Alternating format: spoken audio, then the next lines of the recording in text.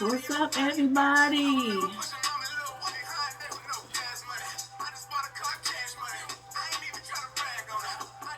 That's Lecrae Blessings featuring Ty Dolla Sign.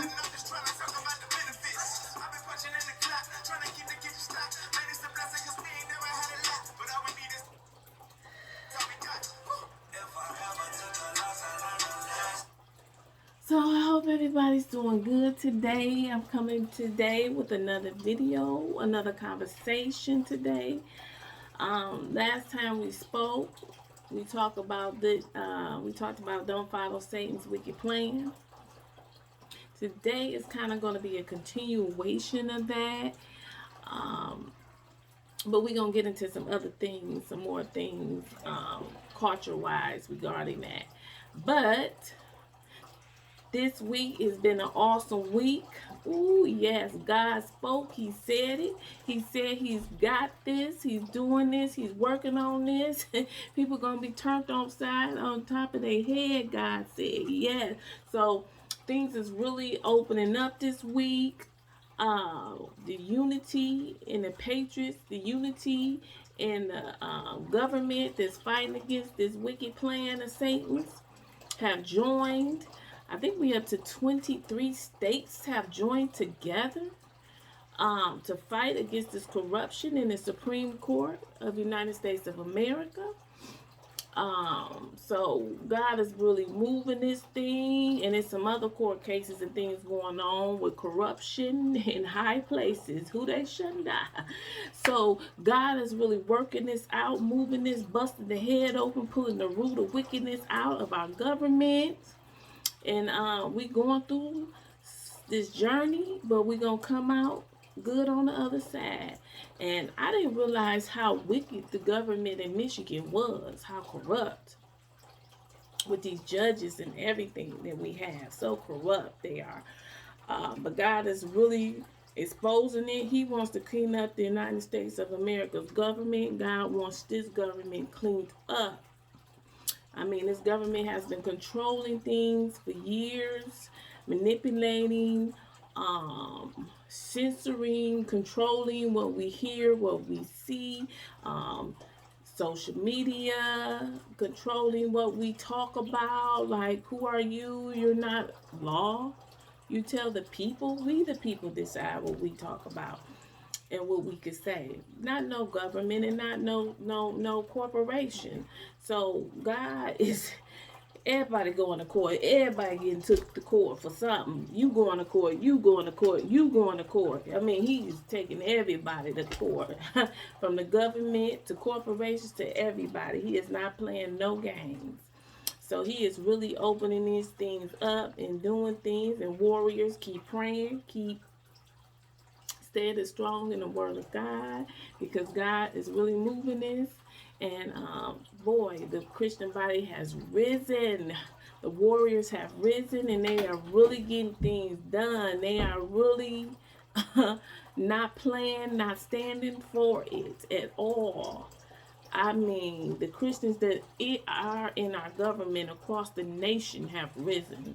They are not standing with this corruption and this wickedness. So as a country, we're better off for it, to get it, get rid of it. You know, God said he's snatching the power away, pulling it from them. Ooh, give it to me, says God. Give it to me. You will no longer have it, says God. So that is what God is doing, and he is really breaking this thing wide open. So I'm very happy about that. But I was watching somebody yesterday, and I watched this man. I've heard him talk about financially getting the black culture financially stable, and I know Ice Cube was talking about what he wanted to do with the plan, and when he met with Trump and everything like that, and trying to be in wealth for the black community or whatever. But what I don't understand, which I'll always back up, because what God is with and what God isn't with. But when black folks, they confused to me, the black culture is very confused about what they say they want and what they want to do. Because for the simple fact, they say they want to be equal, but then they want to be separated. We want our own this, we want our own that within inside the United States. They want to be a nation inside of a nation. And I guess you would call that nationalists. People who are nationalists or whatever. But that really doesn't line up with God's way of things. You know, this nation was given unto the people. This is the nation who accepted Christ as their Lord and Savior and has an assignment to do. And the assignment is under Christ. It's not separate from Christ. It's all under Christ.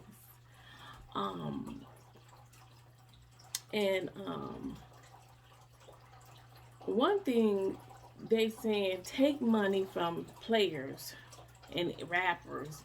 And I think people misconstrue that rappers got so many rappers with a lot of money, and it ain't but a few who really got some real money. The rest of these people ain't really got no money. As you see, when Boosie needed that surgery, he needed some money. What it appear to be is not what it is. But athletes, entertainers, rappers put their money in a pot and then get a board together, and then they manage it and give it to people to, you know, start businesses or open up businesses and things of that nature. Now, first hearing that, without having, you know, wisdom of God, sounds great. It sounds like, okay, well, yeah, let's do this, let's do that, because I used to be Black Power, hear me roar. But until I started getting the wisdom from God, it showed me how that's not what's going to work. It sounds good, but that's not how it's going to work. That won't work. That's not actually the best plan to have. And I'm going to break that down. It's because for the simple fact is that under God, we all have assignments and things of that nature. And you really supposed to be doing the calling that God put on your life to do. First of all, God does not want separation. The only separation God wants from man is from sin. That's the only thing God wants man separated from. God does not identify by color or culture. He does not identify man, meaning man or woman, as that. That's not what he uses. So anything that you have to do or you want to do, if it's based off color and culture, then it automatically doesn't line up with God, because that's not how God operates.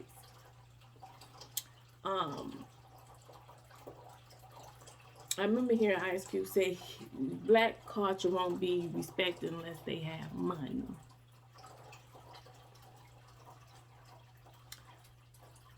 A small part of that is true. We all need money. We all want to be successful. You know, what we all say that collectively, oh, blacks need to be successful. We want to build our wealth and but wealth isn't built off separation. Comcast, Apple, Microsoft don't cater to one culture or a color. Their products are for everyone. Amazon, they're a company that is for everyone. They don't identify themselves as for one culture or one type of people. You understand? So that would not bring wealth if you're going to do this just amongst the black community. First of all, blacks only make up 12-13% of the population in the United States of America. Roughly, I think that's about 40 million people out of 328 million people. That's only like 40 million people. Um, and then when you break down as far as adult, not children and things, because children don't really produce income and things like that. Now the man who was talking, he's very economically knowledgeable as far as the economy, the stock market, and things like that. But far as having generational wealth, you're not going to get that by just a collective of generational wealth.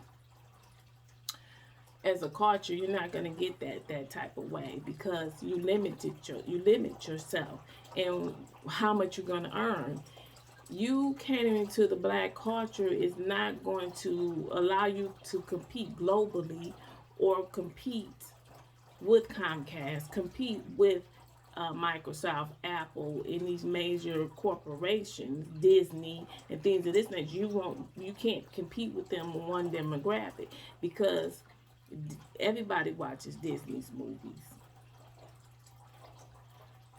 Versus Tyler Perry basically is catered to the black community. So Tyler Perry could never compete with Disney. Now, he, built his studio in Atlanta, and that's wonderful, and that's great. And I'm not knocking him for anything that he has done business-wise. But when you're talking about a whole culture collectively, that's not a competing state. Tyler Perry cannot compete with Steven Spielberg, Marvel, and all these other people. He can't compete with them because when you make Superman, Captain America, and all these other adventure movies and things, that represents America in a whole. So anybody can relate to that as being a citizen in America when they make these type of movies versus movies just to the black culture and the black community. I believe we need movies to show what different cultures deal with, but you still have to have universal movies. You can't just stick with these same movies and think you're going to be able to compete on a global level.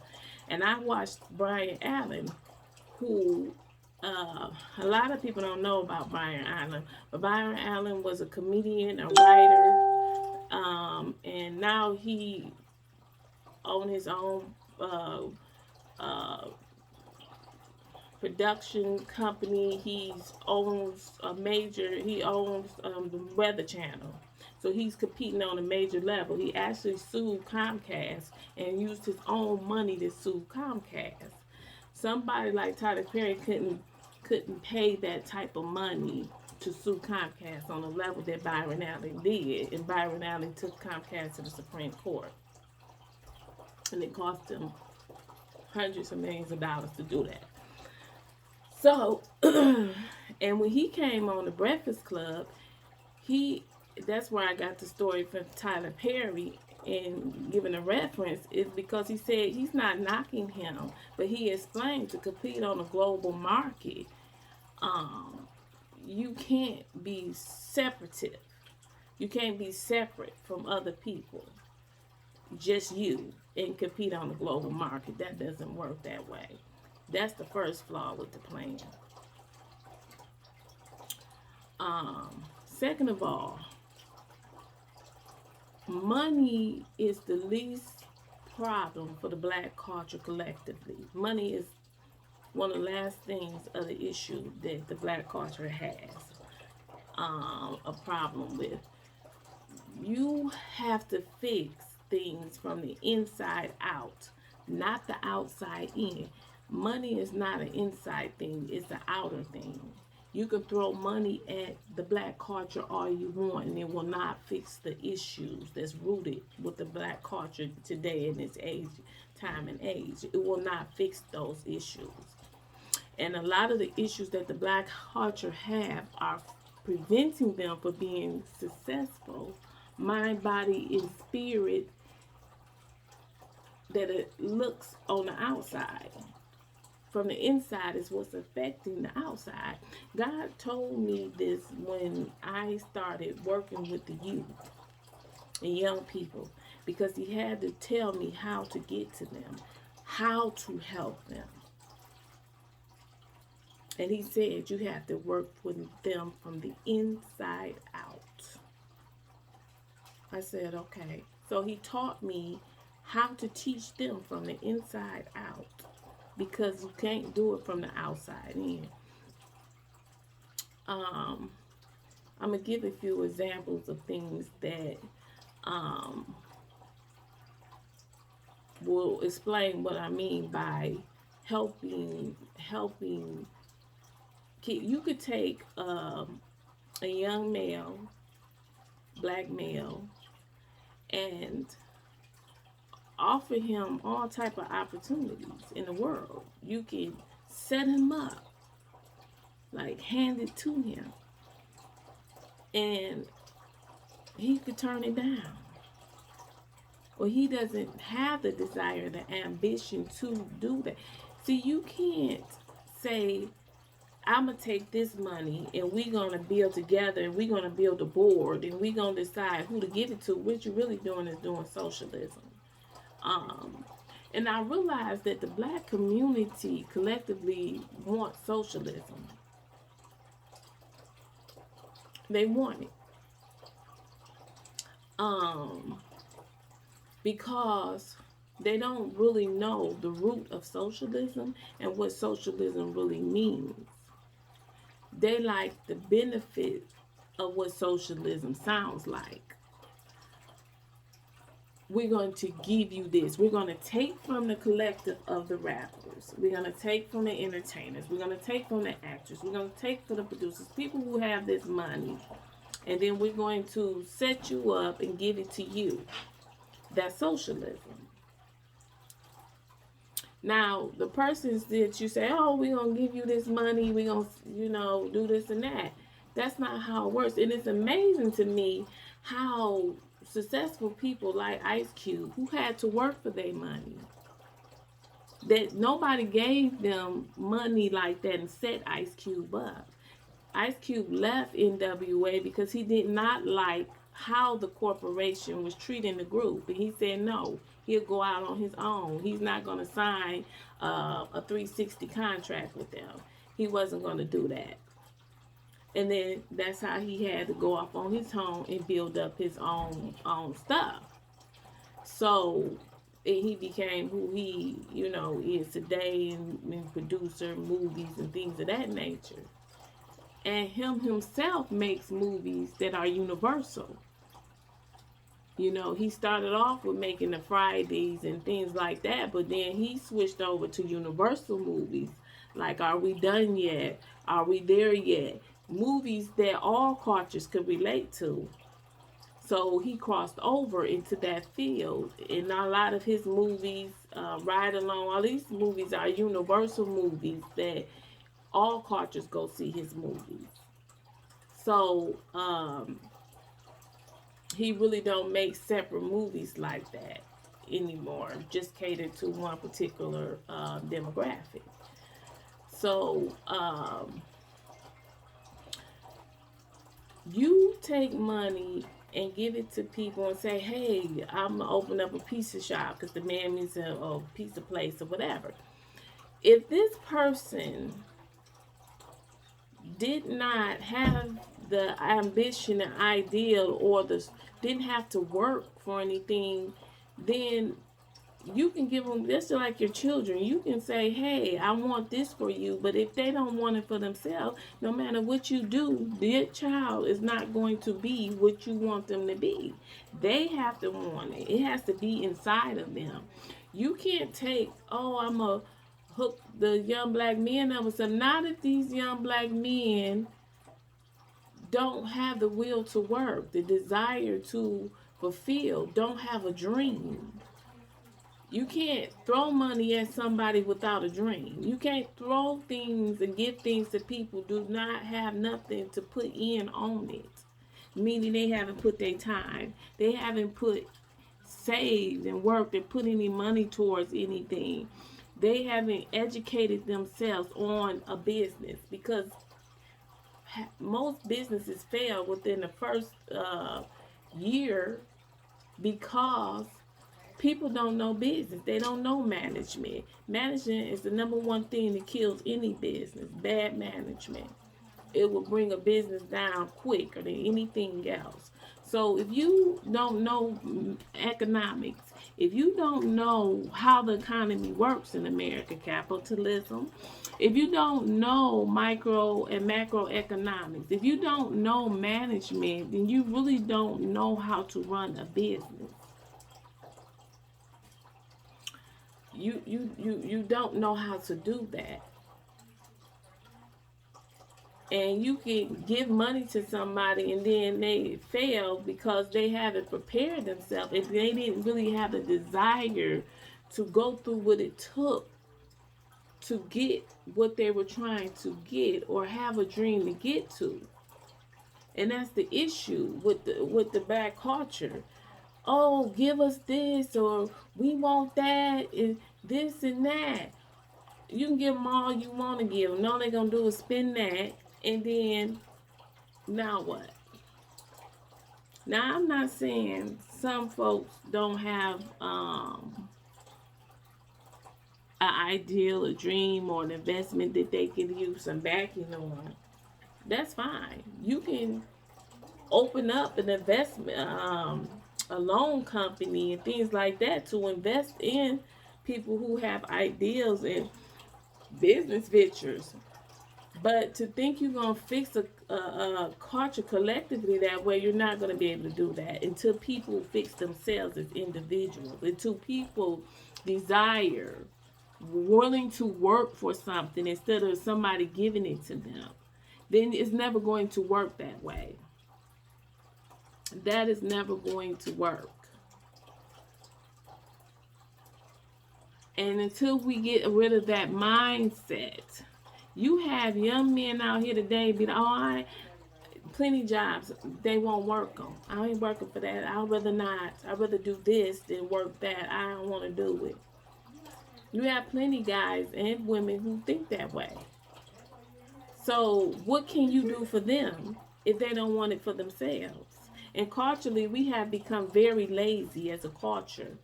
We don't want to work. We don't want to say, oh, I'm not going to buy them Jordans or whatever. I'm going to save that money so I can build towards a goal I'm trying to get to.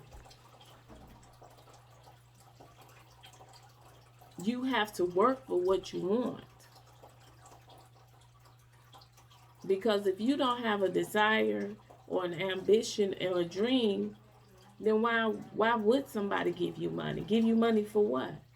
Why? Why would they give you money? They wouldn't. That's just like a family who has had a business for generations to get to this one. The child never wanted to be in the business, never wanted. You hand it over to them, then the business is over after being in business 50, 60 years. And this child didn't want part of the business, didn't want it, but you tried to force them to be in it, and then they end up letting the business fail. And that could be your own child. So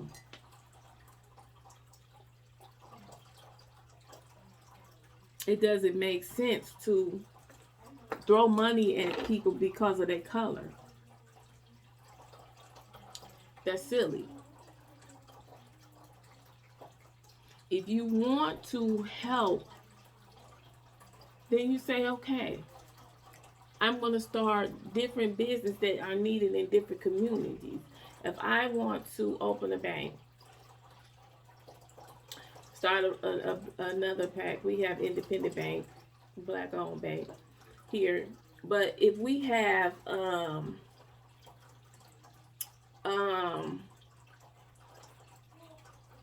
starter bank, so you can give out loans to people, but it shouldn't be just to black folks. It should be whoever has an ambition and a plan and a dream, has some capital of their own that they save. I don't care if it's $500 that they want to put toward it, has a plan, has a goal, has done some work.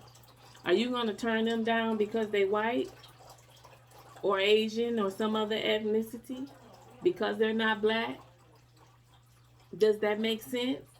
wouldn't that be doing exactly what we complained about that was done to us? That we couldn't get loans because we were black? So you're going to become what you say you don't want done to you. You're going to become that to another culture, another ethnicity. Instead of investing in a plan that's going to benefit and get a good return back on your investment, you're going to do it based off color. That's the silliest thing right there. That's a failed business plan. That's a failed investment. Your investment company will not be open long in doing that because you have to recoup. You want to invest in something you see potential in. You see potential in the person. You see potential in their plan, in their dream. And you want to invest in them and invest in their dream and their plan. But because of color, you think it's going to work? No, it's not. It is not.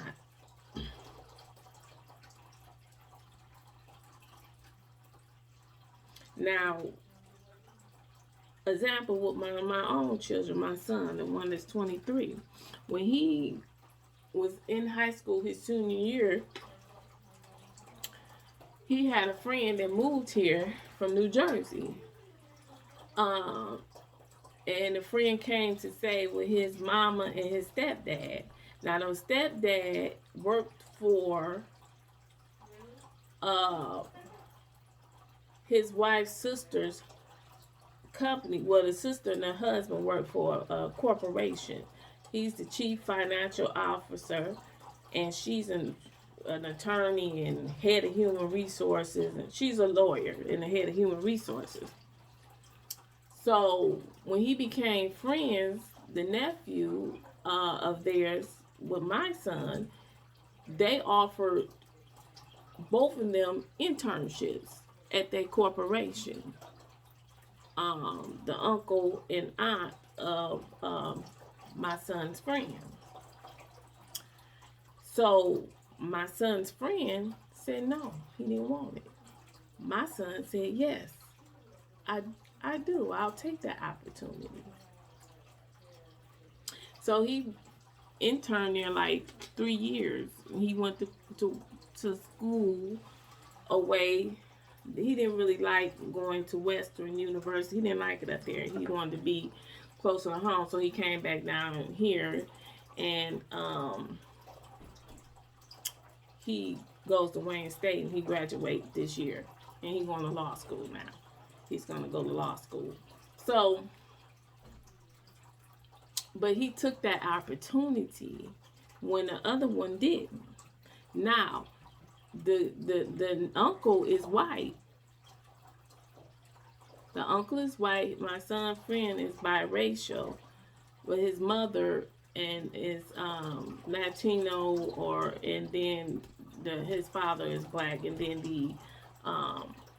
his aunt and her are sisters, but then Dan is a white man.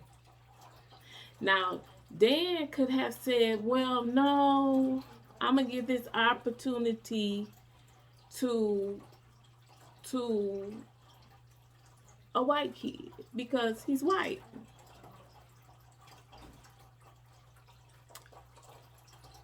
Or I'm not going to give it to them or your son because he's not related to me by marriage or anything, and I didn't have to offer him that opportunity.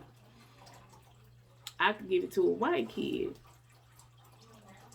But no, he was like, he offered it to my son, and the one that was the relative turned it down. But my son said, okay. And he learned everything about the business from the factory part to the corporate part. And every summer while he's going through school, he could work there, whatever, do what he wants. When he graduates from in December, he guaranteed that he can go work there. He got an automatic job if he wanted. Guaranteed to him. Period. He don't got to go look for no other job nowhere else. He'll be employed there. In a corporate office position, in he'll have a job. So in that instance, if he would have said, "Oh no, I'm gonna give this opportunity to a white kid," but no, he did it because he saw something in my son, and he said, "Oh, okay, well let me see," and my son took it, the opportunity. So no matter if the if you want to build, you should just want to build. If a white kid comes to you with an opportunity or a dream and a plan and an investment, you're going to turn him down because he's white?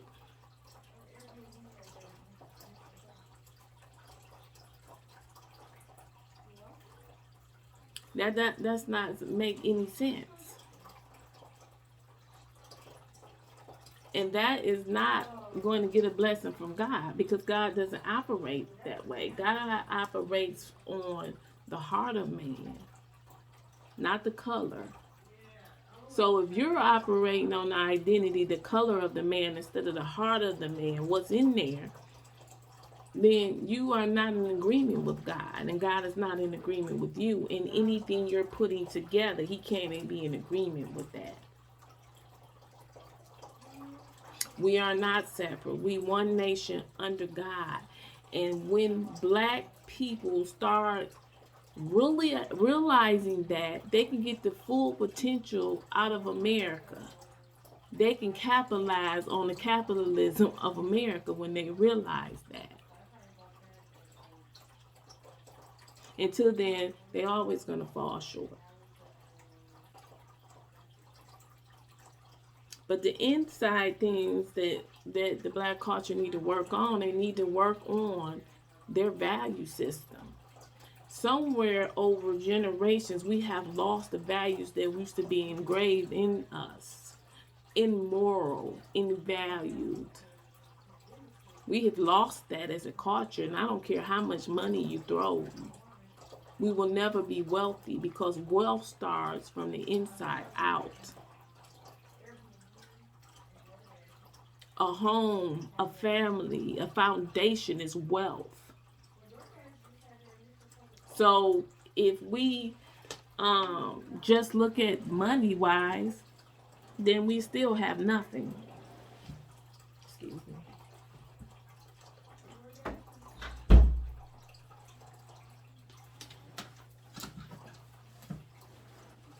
We will still have nothing. If that's all we looked at. If we don't look at the character of the man or the character of the woman, then you have nothing. What do you have? If you're just looking at the color, because wickedness comes in all colors. Deception, liars, cheaters, stealers, con artists, they come in every color. Every identity, culture, identity. They come in every one.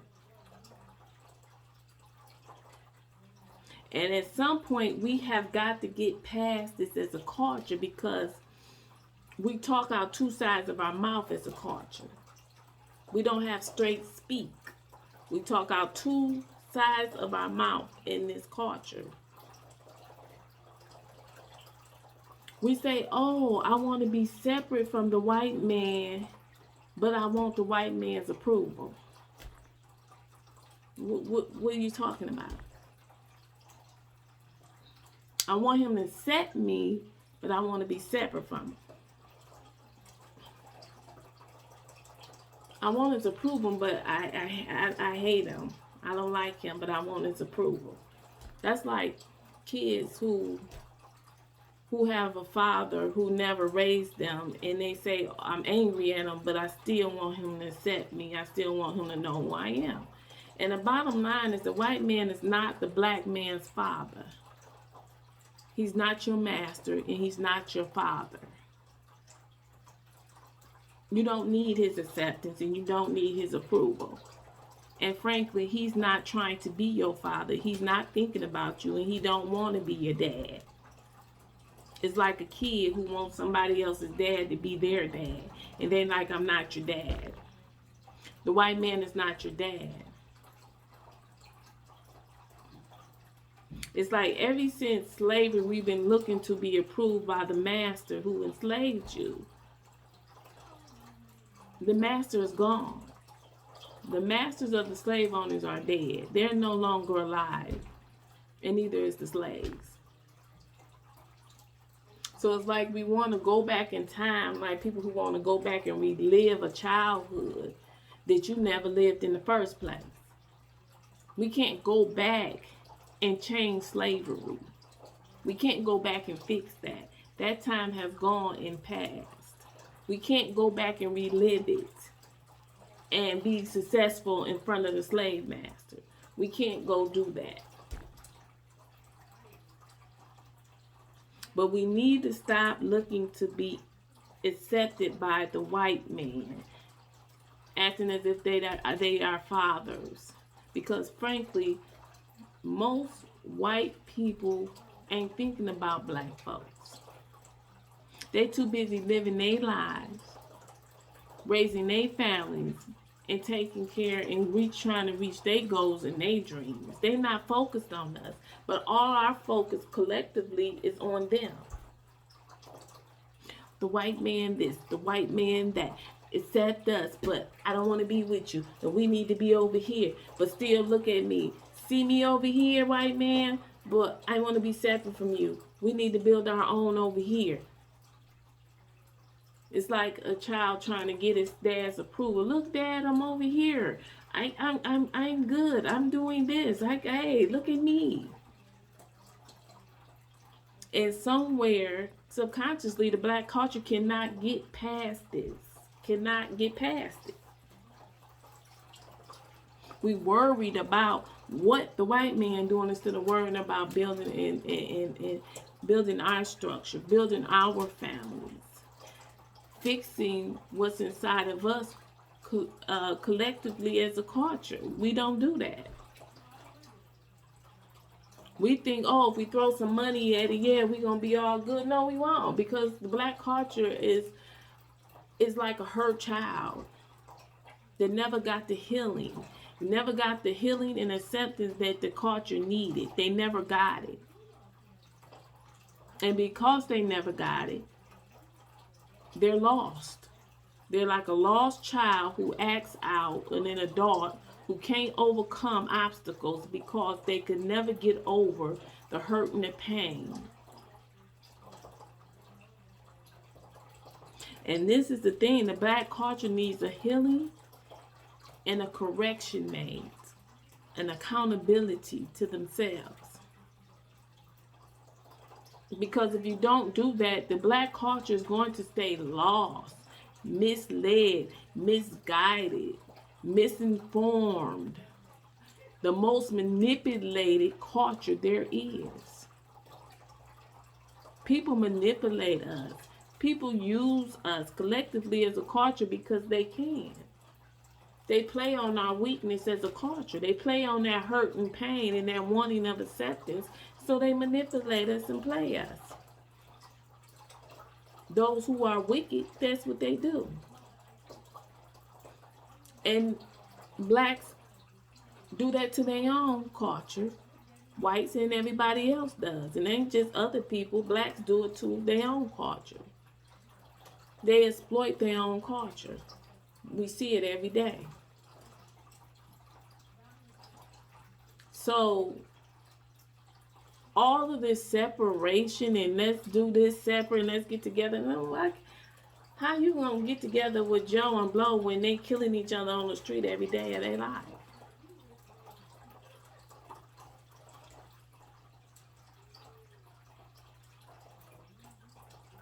When you can offer a kid, hey, let me go take you up under my wing and show you an apprenticeship, and they say, no, I ain't want to do that. I ain't interested in that.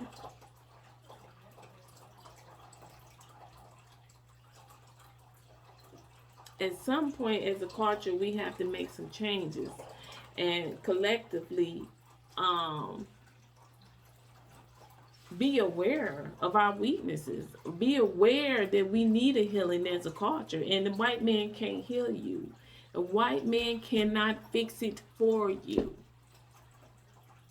Just like individuals who are hurt and pain and holding on to things, nobody can fix you but you. You can give them the best psychologist, you can give them the best money, wealth, and they will still be hurt. How many rich people you see in turmoil, hurt and pain, but got all the money in the world?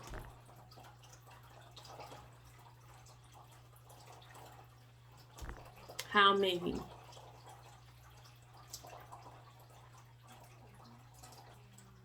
And I was talking to one of my brothers, the one that's locked up, and he kept telling me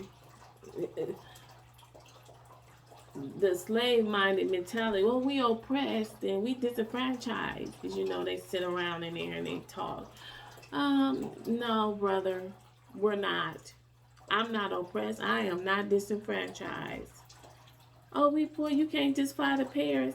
Well, little do you know, the average person in America can't just fly to Paris on a whim, because that's not reality. We have a fantasy that because we see a few white folks on TV and a few black folks on TV who got some money and they flying somewhere. Most people save up all year to go on vacation, or every 2 years and go on a real vacation. They not going every week. Who do that? Most people don't. Most people are trying to stay afloat. Most of America is in debt, white or black, and trying to keep their car note paid, trying to keep their insurance paid, trying to take care of their children, trying to keep a roof over their head, trying to keep their lights on, their gas on, trying to go to work every day to earn an income, just like everybody else. I don't know why black folks think that white folks live so good. They live average. Most people in the world die, well, in this country, die an average person. They don't die rich. They die average. And then another portion die poor. Most people don't die rich. And that's any culture.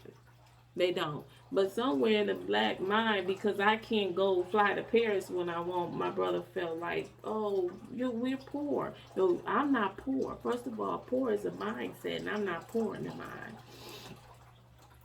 See, I can sleep good at night when my kids are okay, when they stable, mind, body, and spirit. I can sleep. But everyday bills and concerns don't keep me up at night. That will keep me up at night. The unstable and of my children. See, that will keep me up at night. Bills don't keep me up at night. When you have a healthy family sleeping, that's wealth. I'm not poor. You understand what I'm saying? But that's what the mindset is. And he in there talking to other people like, what are you talking about? No, I don't want to hear that foolish you're talking about. I don't want to hear it. I'm not disenfranchised from nothing. First of all, when you know God, you're free. He is the key to freedom. I'm not disenfranchised because I'm free. I don't care what color I'm in, what color body I'm in, or culture I'm from. I know God, so I'm free. I'm not oppressed. Nobody's keeping me from anything, because they can't when I know God. Because there's no door or wisdom that He can't give me. So that what makes me free. And it's funny to me how we say these things in America, we support, but the average household has 2 or 3 flat screen TVs, game systems, sound systems, everything up under the sun, but they poor. Because I don't have a boat, I don't have $100,000 car, and I can't go to Paris whenever I want, so I'm poor. That's because that's what you give value to. That doesn't give me value.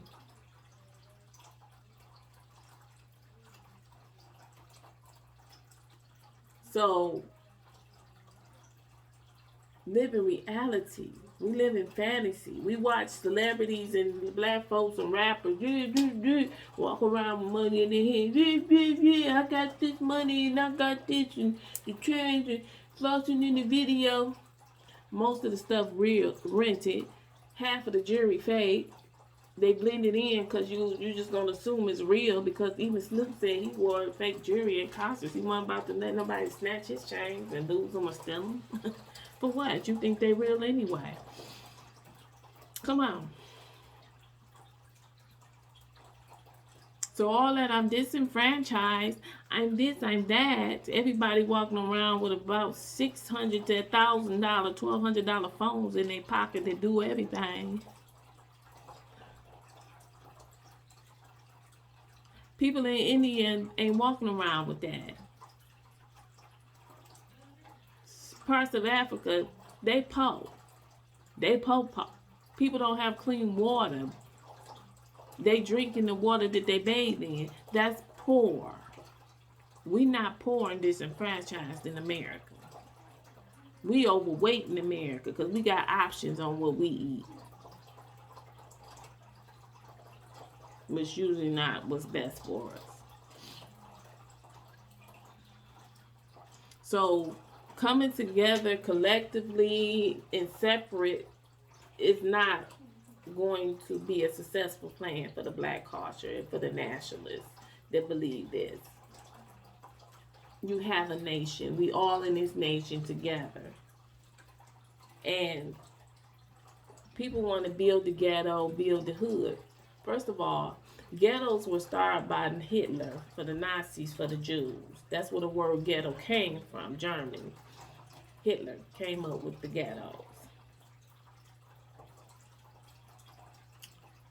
We incorporated ghettos now here because when people migrated from the South, they came here to work in the factories. Because after slavery and things were over and the Reconstruction era started, there was a rebuilding process they had to do in the South, and the factories was working in the field. Now we have machine factories up in the north, so they came here like my grandfather did, and my grandmother came here for work, brought their families with them, and they lived on the east side, which they called the bottoms.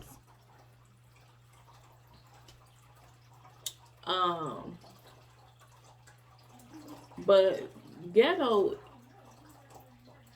is a mindset.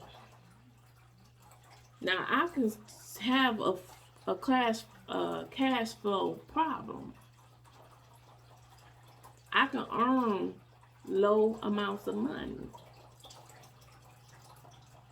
And I could stay in the one like this. I turned this room into an office. This could be basically my whole apartment. But does that make me ghetto? No, that makes me live in a lower status of a standard than somebody else who has more money, but that don't make me ghetto. How I operate, what I do in my little one-room cubby is what makes me ghetto. And ghettos are not meant to be built up. Ghettos are meant to be what they are. They're meant to be ghettos. That's why they have a title. A ghetto is a ghetto. Ghettos are stepping stones to hoods. Hoods are stepping stones to neighborhoods. You're not supposed to stay in the ghetto. You're not supposed to stay in the hood. You're supposed to build yourself, grow, get into a neighborhood. But all cultures live in the hood. And all cultures have ghetto people. Some people want to live where they don't have to clean, cut their grass, pick up trash. Some people want to live with cars on their driveway. Some people want to barbecue on their front porches. That's how some people want to live. And in America, that's their choice, and they can do that.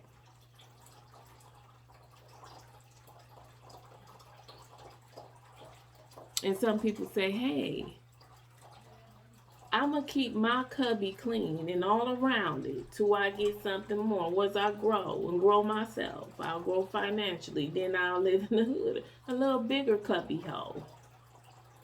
Then once I get that, build myself, then I'm on to a neighborhood or a nicer apartment with amenities. Hey, I got amenities here. We got a workout room downstairs. We got a pool. We got central air.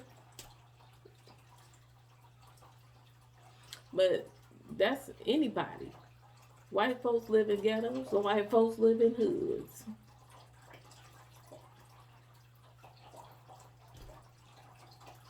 So we need to stop focusing on building a ghetto, because the ghetto is meant to be a ghetto. It's not meant to be built up. It is what it is.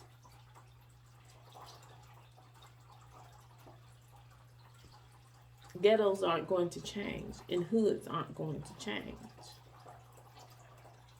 Because the mindset of the people, not all of them, because some people is stepping stones to grow because of economic. Hey, I can only pay $300 a month, so I have to live with $300 a month. It looks like,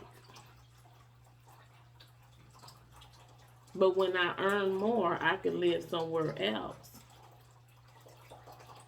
I can pick and choose. Well, I can pay $800-900 a month now, so my place gonna be a little better. This gonna be more better than the place I was paying for $300 a month. Just like if you buy a car. Well, I got a $10,000 car. Now I want a $30,000 car. And then I want a $67,000 car. Once I get to 30, now I'm going to move up and I think I'm going to get me this car.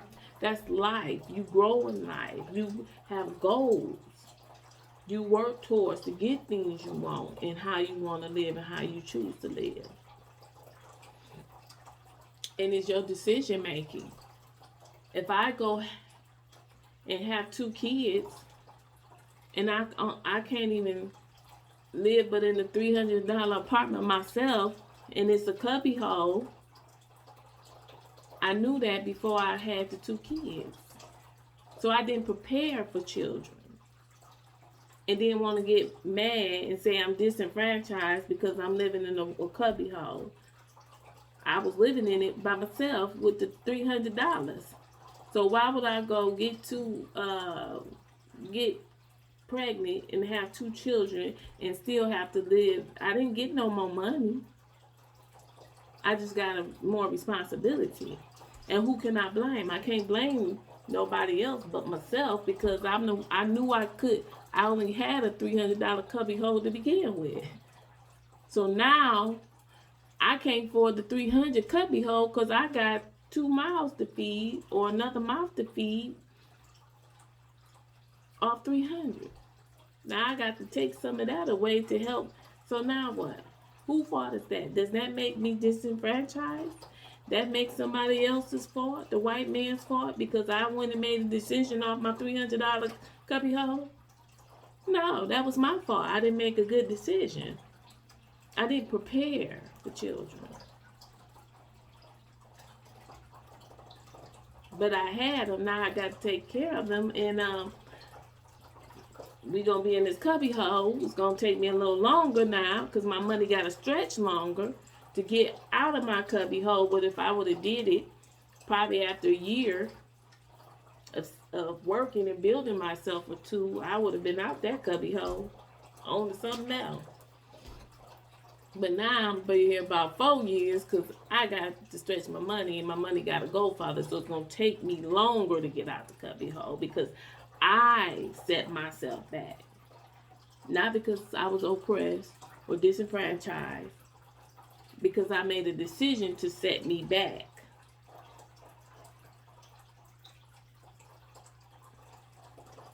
That's why.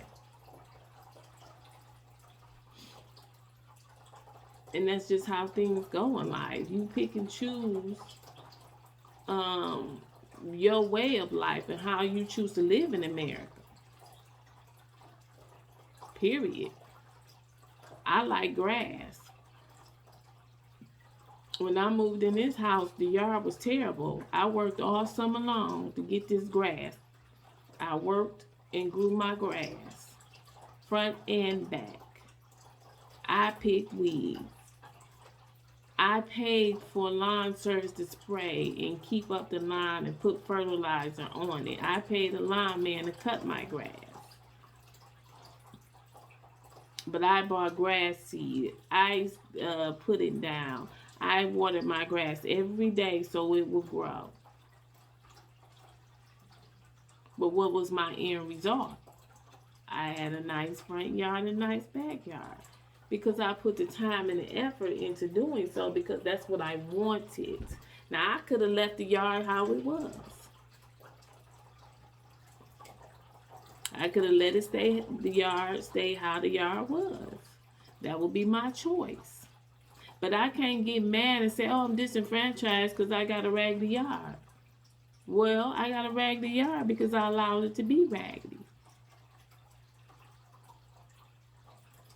I must didn't really want no grass. Or I would have put some grass seed down and watered it and did what I needed to do to get it to grow.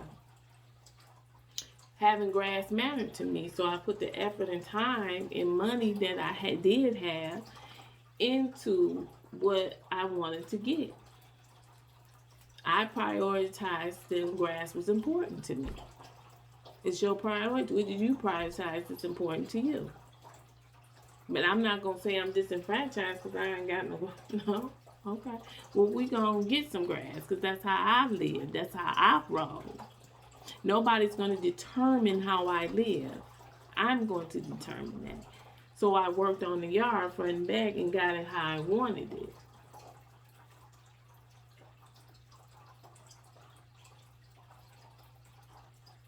Because I make the decisions. I'm not going to go to a more expensive suburb and say, ooh, look how beautiful these houses are. Look at their yard, gorgeous. And then come back and say, I'm disenfranchised, I'm oppressed because look at their house and look at their yard. And look at mine. I don't know what they did to get in that house. I don't know how hard they work or struggle to get the yard they have, to get that bigger house, to get whatever they have. I don't know what they did. Just like people don't know that hadn't seen my yard before, didn't know it didn't have it was all weeds and no grass.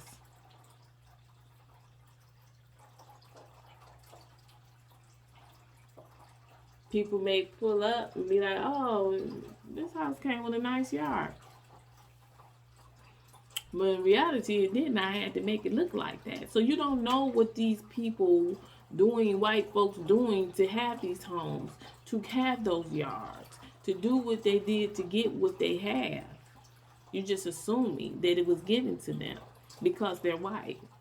No, it's not true.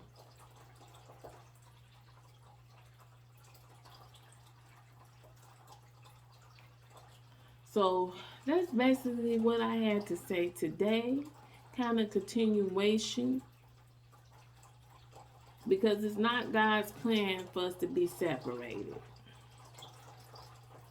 And to judge each other off of culture and identity. That is not God's way for man. That He's not going to bless anything in that that's like that. We have to start talking to God, following God, learning God's way and what God stands for, because God is in agreement with that. We as black people in America have to understand, you want to be a part of this nation, then you have to be a part of this nation. You want the best out of living America, then you have to be the best to produce the best for yourself out of America. And I don't care what color you are, you're going to have to do it, and you're going to have to do some work for it.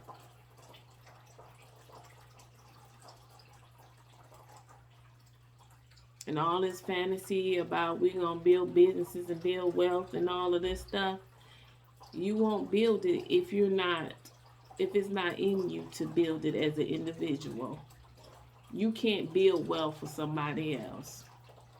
Wealth has to be a mindset for that individual. It doesn't work that way. And yes, Oklahoma, they black after Reconstruct the year, they built Black Wall Street. But those people were ambitious. Those people came from nothing. When you say put your boot up, oh, I ain't got no boot. They didn't have a boot. They made the boot, put the boot on, and pulled the boot up. So it's no excuse for us. It's none for us. None. And they didn't wait for the white man to give them a boot. They didn't get no 40 acres and they didn't get no mule. And half of the South, most of the South, more than half, was burnt down. So it wasn't nothing to give them. Because it was burnt up anyway. Do you know how long the Civil War went on? For years. So it wasn't nothing left. They had to start from scratch. So there's no excuse for us to not be able to do something for ourselves and complain, say we disenfranchised.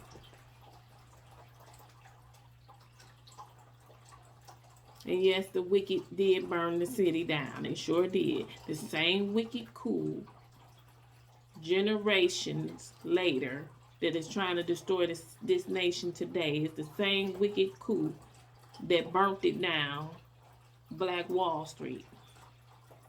It's the same wicked bloodline, same mindset that we're dealing with today that's trying to overthrow this nation.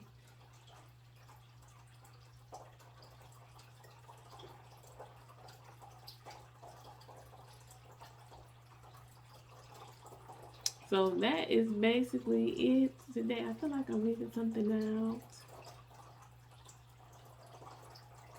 Last time I forgot to mention the Civil War, which was a big thing after the we won our independence from Britain. But then it was the Civil War, World War I, World War II, and we won them all. And we're in another Civil War right now. And we will win this one.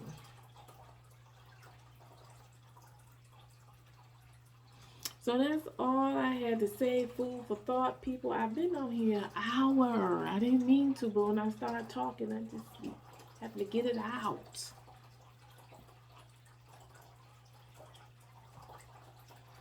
Because God wants us to be great. He really does. But I'm going to tell you, he's very disappointed in the black folks. He's very disappointed. He's disappointed in the whining, the ungratefulness, the lack of values, the lack of morals, the lack of serving him, the lack of trying to get to know who he really is. God is just disappointed. He expects so much more from us than we have given to ourselves and unto him. He is really disappointed.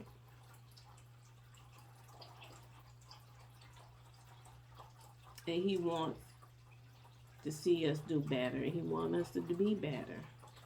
And more importantly, he wants our souls to be better. He's worried about our souls.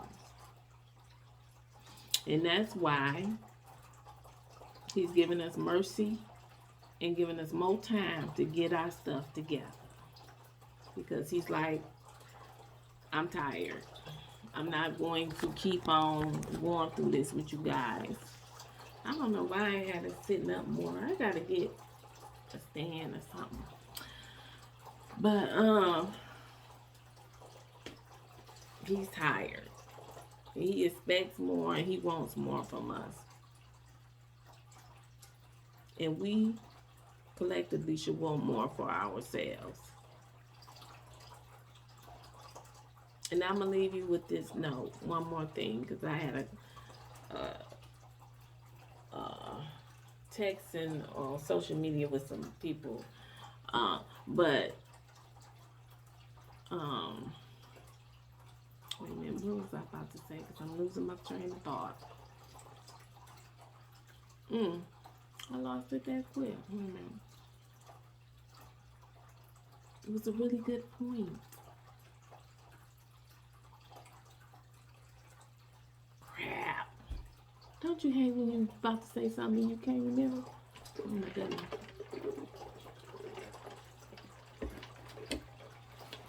I went to Chick-fil-A, y'all. I went on a little road trip today.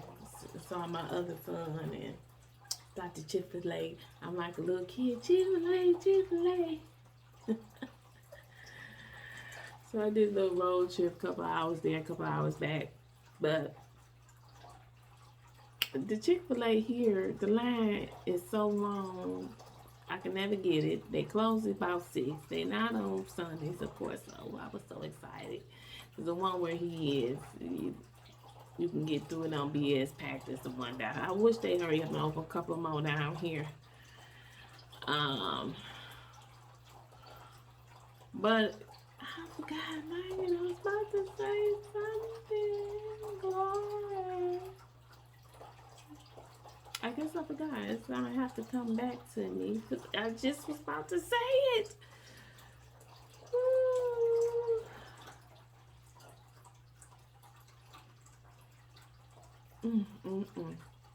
Lord, help me remember. Bring it back to my memory, Jesus. Bring it back to my memory. Ooh, I don't know. I can't. I haven't came back yet. But yeah.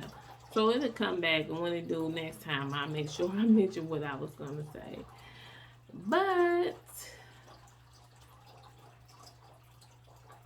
I think that's it for today. So everybody enjoy the rest of their day, and I'll probably be on here tomorrow with another video. So have a good night. Bye bye.